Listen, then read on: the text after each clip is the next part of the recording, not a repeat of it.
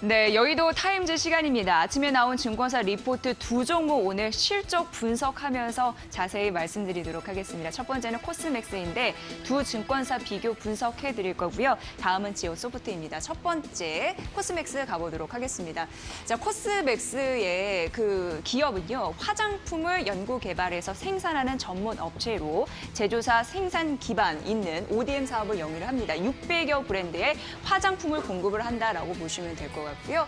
자, 그리고 이 코스맥스 보실 때 주가 변동 요인이 있는데 이 증권사에서는 위안화 변동성에 따라서 갈 수 있다라는 부분과 중국인 입국자 수 중요하겠죠. 그리고 화장품 매출 비중이 중요합니다. 면세점 동향 자연스럽게 파악을 하셔야 될 것 같고요.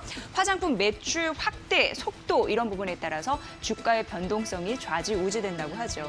그리고 매출 비중 보면은 국내가 48% 그리고 해외가 44%로 다소 국내의 매출 비중이 조금 더 있다라는 점 말씀드릴게요. 자, 다음 이제 실적 발표가 났는데 보도록 하겠습니다. 자, 1분기 잠정치인데요. 우선 매출액이 3,280억 원이 나타나면서 전년 동기 대비해서 0.2% 는 흐름이 있었고 영업이익은 164억 원 기록이 됐습니다. 전년 동기 대비해서 18% 넘는 그런 성장세를 보였어요. 예상치를 상회한 거였습니다. 코로나19 때문에 중국 쪽에 생산 차질이 있지 않을까 그래서 기대감이 좀 낮았던 게 사실인데 의외로 국내에서 선방을 해줬습니다.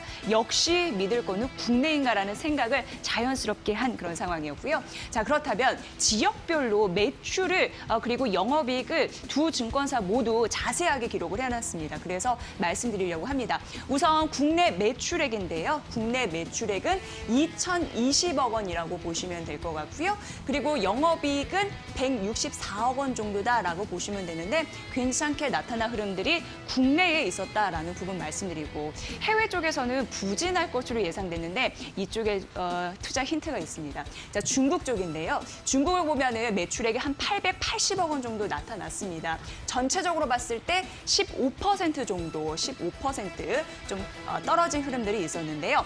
상해와 광저우의 흐름이 엇갈렸어요. 이 부분이 굉장히 중요하더라고요. 일단 상해 같은 경우에는 22% 떨어지는 흐름들이 있었습니다. 그런데 중요한 거는 광저우였어요. 광저우가 한 14%는 흐름들이 있어서 상쇄를 해줘서 광저우 쪽은 매출 비중이 괜찮았네, 매출 상승력이 괜찮았네 라는 걸 생각하게 했거든요. 그래서 상해의 생산 수요가 이전될 가능성도 보이고 있는 상황이라서 선방을 했다라고 생각하시면 될 것 같습니다. 또 하나 보시면 동남아시아 부분인데요. 동남아시아 부분 같은 경우에는 이 28% 가깝게 이제 오르면서 실적이 좀 안정적이었네라는 걸 파악했는데 미주 쪽 보셔야 돼요. 미주 쪽 보시면 한 12% 하락을 했거든요. 그래서 미주 법인 같은 경우에 코로나19 영향이 다소 있었다라고 판단되고 있습니다. 어쨌든 내수 비중이 조금 더 매출 비중에서도 보셨다시피 조금 큰 상황에서 그래도 내수는 괜찮았고 중국 쪽에서는 광저우 쪽이 받쳐줬구나. 이런 게 이 분석 리포트에서는 좀 중요한 핵심 포인트가 아니었나 싶습니다. 자, 그래서 국내 호조 이런 부분이 긍정적이라고 말씀드렸는데 온라인 고객사 확보 이런 부분이었고요. 손 세정제, 코로나19 사태 이후에 자주 씻는 거 권장하잖아요. 그 특수가 있었고 생산 효율화가 복합적으로 작용이 됐다라고 파악이 됐습니다. 손 세정제 140억 원 매출 이것도 자세히 보시고요. 자, 국내 연간 영업이익률이 그래서 6.5%로 상향한다라고 얘기됐습니다. 자, 중국 법인 앞에서 그대로 나왔잖아요. 중국 법인은 2월 약 한 달간 생산 차질이 빚어졌습니다. 그러나 정상화되고 있는 상황이고 2분기부터는 다시금 성장세로 전환될 가능성이 있어서 이 부분도 호조세 이런 부분을 좀 느낄 수 있는 그런 상황이죠. 동남아와 미주 또한 2분기부터 코로나 영향권이나 손 세정제 이런 품목 시프트로 가동은 이루어지고 있다는 것으로 파악이 되고 그리고 동남아 미주 같은 경우에 중장기 외형 성장과 수익성 개선 여지가 여전히 높다라는 데에서도 우리가 앞으로의 상황을 조금이라도 감지해 볼 수 있는 그런 근거였습니다. 두 가지 분석 리포트를 갖고 왔습니다라고 말씀드렸는데 첫 번째는 한국투자증권의 리포트였습니다. 이렇게 보시면 될 것 같아요. 투자 의견은 매수로 유지를 했고요. 목표 주가 12만 원으로 상향 조정했습니다. 어닝 서프라이즈를 기록을 했다라고 말씀드렸고 이익 추정치 상향 조정 조정된 거 앞서서 말씀드렸죠. 그 부분까지. 그래서 목표 주가를 상향했고 화장품 업종 최선호주 종목이다라고 밝혔습니다. 자, 그리고 이거는 이제 대신증권입니다. 이제는 성장만 하는 회사가 아니고 플러스 무언가가 있다라고 봤는데 역시나 목표 주가 12만 원 갔거든요. 상향 조정했다라는 부분 말씀드릴게요. 보시면 내수가 강했다라고 했잖아요. 그래서 표현이 한국이 다 했다라고 얘기를 하더라고요. 내수에서만 영업이익이 아까 보셨죠. 164억 원. 이 부분이 정리가 됐고 2분기부터 중국 사업이 조금 더 정상화되면서 중장기 수익성이 개선 가능하다라는 리포트. 두 가지 관점이 같았습니다. 목표 주가도 같았습니다. 잘 보시길 바랄게요. 자, 다음 리포트 좀 간단하게 볼게요. 이거는 이제 지어소프트예요. 지어소프트. 자회사의 힘이 좀 대단한 것 같습니다. 오아시스거든요. 그런데 이게 오프라인이에요. 1분기고요. 비슷하잖아요. 근데 이쪽이 온라인입니다. 온라인은 가파른 성장세를 보이고 있다. 이 부분이 매력 포인트입니다.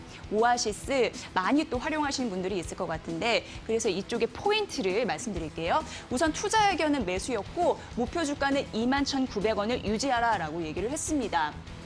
자회사 오아시스 같은 경우에는 온라인 장보기의 대중화에 따라서 직접적인 수혜를 받고 있는 상황이고 가격 차별화 있기 때문에 충성 고객 증가로 90%의 재구매율을 담당하고 있다라는 부분이 있습니다. 자, 그리고 업계 유일의 흑자 기업이다라는 수식어 붙어 있고요. 그리고 무엇보다도 1분기 호실적을 냈기 때문에 올해 폭발적으로 외형 성장의 가능성을 다시 한번 입증할 수 있다라는 부분입니다. 최근 주가 상승 굉장히 가파랐거든요. 그럼에도 불구하고 앞으로의 매수 전략은 유효하다라는 관점에서 보시면 도움이 되실 것 같습니다. 이게 바로 자회사 오아시스 스마트 물류 창고의 모습이니까 부진기만 좀 감지해 보세요. 참고해 보시고요. 자, 지어소프트 실적을 보니까 우선 이게 1분기거든요. 오아시스 이 온라인 쪽에서 긍정적이었다라는 부분 말씀드리고 영업이익이 20억이거든요. 전년 동기 대비해서 200% 가깝게 오른 긍정적인 흐름이 있었습니다. 이거는 올해 전체예요. 올해 전체 다 늘 것으로 예상되는데 오아시스의 변화 크죠.